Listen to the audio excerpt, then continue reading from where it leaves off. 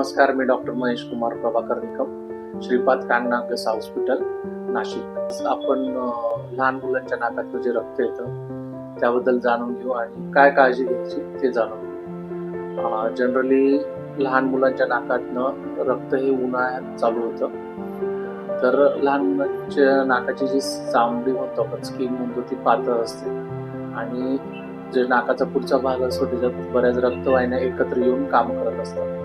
तर जेव्हा आपलं उन्हाळा चालू होतं तेव्हा कोरडी हवा नाकात जाते आणि तिथं खपल्या तयार होऊन ते ड्रायनेसमुळे स्किन स्ट्रेच होऊन ब्लिडिंग चालू होऊन जातं, स्किन फाटते आणि ब्लिडिंग चालू होऊन जाते. तर ते त्याच्यात घाबरण्यासारखं काहीच नसतं. जेव्हा आपण रक्त येईल तर बरेच पॅरेंट्स काय करतात, किती रक्त जातं ते बघत नसतात. ती वाट न बघता जस्ट नाक असं एक 10 मिनिटासाठी जरी दाबलं तुम्ही नाकाचा पुढचा भाग, जसं आपल्याला हाताला वगैरे कुठे कापलं गेलं तर आपण ते दाबून धरतो प्रेशर, नाही तर ब्लिडिंग आपोआप थांबतं. तसंच नाकाचं ब्लिडिंग पण थांबतं आणि लगेच कोणाला तरी प्लास्टिकच्या पिशवीमध्ये बर्फ टाकून तो बर्फ आजूबाजूला शेकला तरी ब्लिडिंग बंद होऊन जातं. याच्यात घाबरण्यासारखं काहीच नसतं. नाकात लहानपणी नाकातून जे रक्त येतं त्याच्यात बरेचसे पॅरेंट फार पॅनिक होऊन जातात. तर पॅनिक होण्यासारखं काही नसतं. उलट संयमाने काम केलं तर बेटर राहतं. नाक दाबून धरायचं, त्याच्याने बराच फायदा होतो.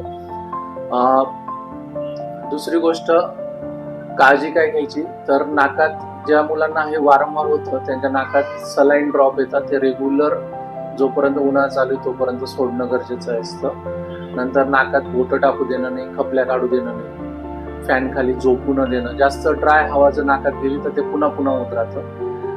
पोटावर भारील असं वजन उचलू न देणं, जास्त असं उड्या मारू न देणं, ते त्यांना टाळायला लावायचं.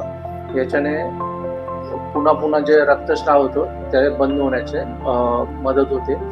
नंतर तुम्ही नाकात आपल्या घरगुती तूप देखील सोडू शकता, त्याचा काही उपयोग नाही. पण शक्यतो जे ओट्रिविन वगैरे ड्रॉप आहे ते वापरायचे नाही, त्याच्याने ड्रायनेस वाढतो. ओट्रिविन ड्रॉप वगैरे हे डॉक्टरांच्या सल्ल्यानेच वापरायचं आणि ते जास्तीत जास्त 5 दिवस वापरायचं, त्यापेक्षा जास्त वापरू नये, नाही तर त्याचा दुष्परिणाम होतो नाकावर. शक्यतो ते अवॉइडच करायचे आणि ते पण डॉक्टरांच्या सल्ल्यानेच वापरायचे. तर नाकातनं रक्त आलं तर घाबरू नका. जर पुन्हा येत असेल तर एकदा कान नाक घशाच्या डॉक्टरांना दाखवणं गरजेचं असतं.